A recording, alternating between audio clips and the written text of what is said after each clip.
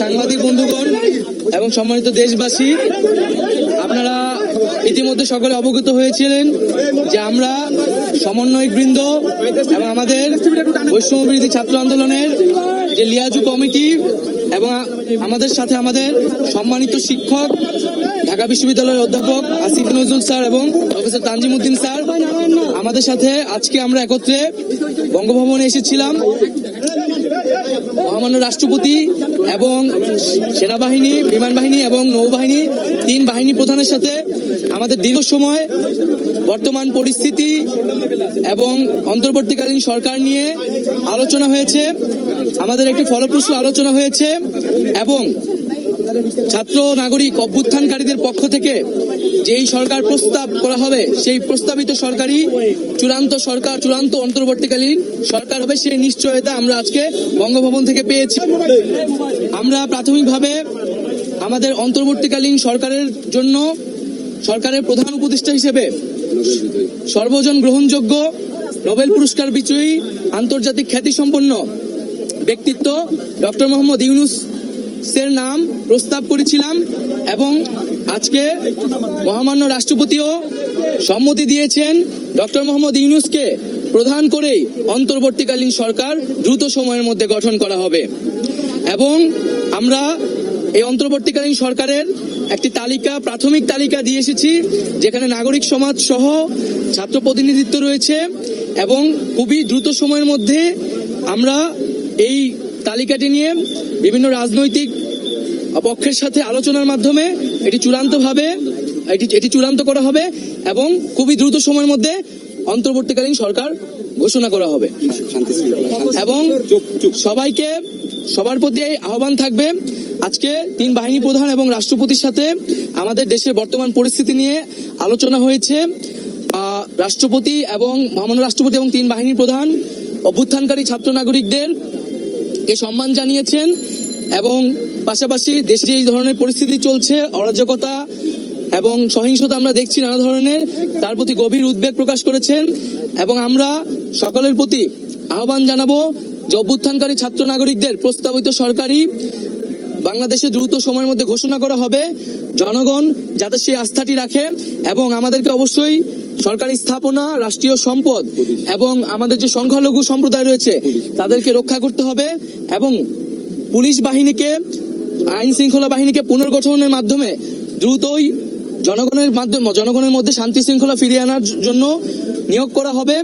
এবং ছাত্র নাগরিকরা যে আজকেও ঢাকা শহরে ট্রাফিকের দায়িত্ব নিয়েছেন,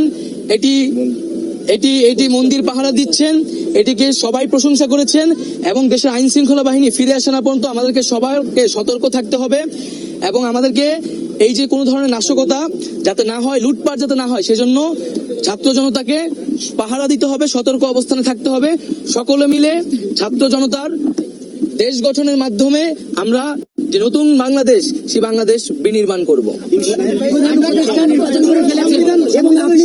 নির্বাচন দিতে হবে এই বিষয়ে আপনারা কোনো স্পেসিফিক আলোচনা করেছেন কিনা? অন্য উপদেষ্টাদের বিষয়ে আলোচনা হয়েছে কিনা? আমি এটা একটু বলে দেই, হ্যাঁ, নাই তোমার অনুমতি নেই বলছি।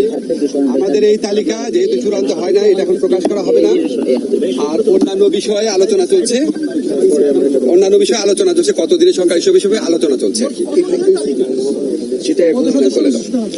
সেটা আমরা 10 থেকে 15 জনের একটা প্রাথমিক তালিকা দিয়েছি, সেই তালিকাটি এখন আমরা প্রকাশ করব না, যেহেতু এটা একটা প্রাথমিক। সেটা আমরা আরো চূড়ান্ত করে দ্রুত সময়ের মধ্যে। আপনি বসে যান না ভাই,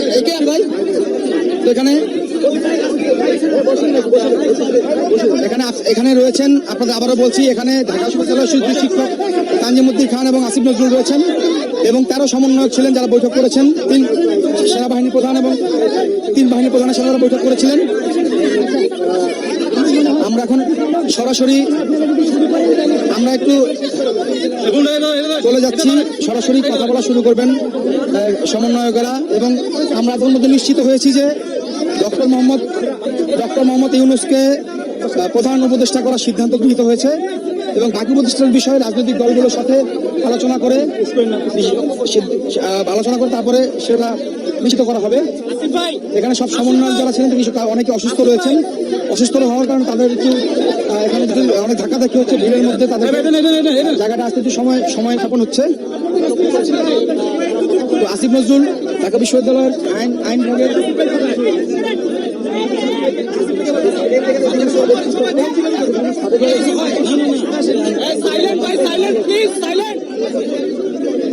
ঢাকা বিশ্ববিদ্যালয়ের আইন বিভাগের সাবেক ঢাকা বিশ্ববিদ্যালয় আইন বিভাগের অধ্যাপক আসিফ নজরুল, তিনিও সেই বৈঠকে ছিলেন। এখনই তারা বক্তব্য শুরু করবেন। এবং গতকাল আওয়ামী লীগ সরকারের প্রধানমন্ত্রী শেখ হাসিনা তিনি দেশ ত্যাগ করার পরে এখানে বঙ্গভবনে রাষ্ট্রপতির নেতৃত্বে তিন বাহিনীর প্রধান এবং রাজনীতিদের সাথে বৈঠক হয়।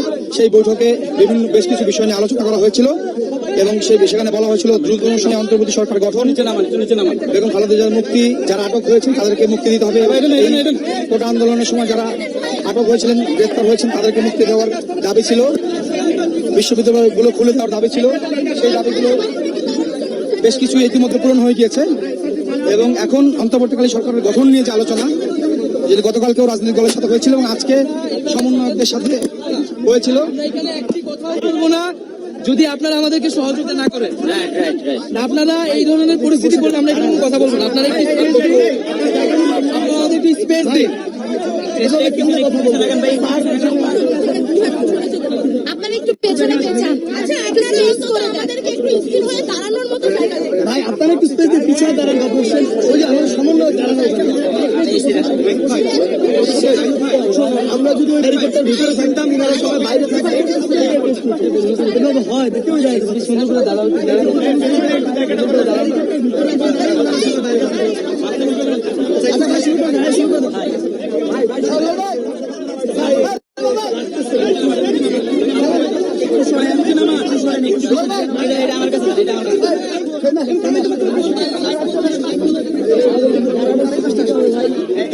এখনই সমন্বয়করা বৈঠকের পরে বের হচ্ছেন, তারা এখনই কথা বলা শুরু করবেন এবং আমরা নিশ্চিত হয়েছি যে ডক্টর মোহাম্মদ ইউনূস প্রধান উপদেষ্টা হবে। সেই ব্যাপারে বৈঠকে সর্বসম্মতিক্রমে সিদ্ধান্ত হয়েছে। বাকি উপদেষ্টাদের বিষয় কি হয়েছে, আলোচনা কি হয়েছে সেই বিষয়ে এখন ওটা এই সমন্বয় বৈষম্য বিরোধী আন্দোলনের সমন্বয়করা তারা এখন কথা বলবেন। আমরা সেখানে চলে যাচ্ছি।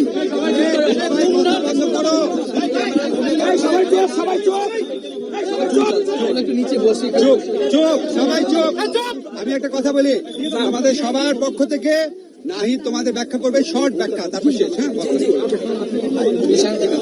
এই সাংবাদিক বন্ধুগণ এবং সম্মানিত দেশবাসী, আপনারা ইতিমধ্যে সকলে অবগত হয়েছিলেন যে আমরা সমন্বয়ক বৃন্দ এবং আমাদের বৈষম্য বিরোধী ছাত্র আন্দোলনের যে লিয়াজু কমিটি এবং আমাদের সাথে আমাদের সম্মানিত শিক্ষক ঢাকা বিশ্ববিদ্যালয়ের অধ্যাপক আসিফ নজরুল স্যার এবং প্রফেসর তানজিমউদ্দিন স্যার আমাদের সাথে আজকে আমরা একত্রে বঙ্গভবনে এসেছিলাম।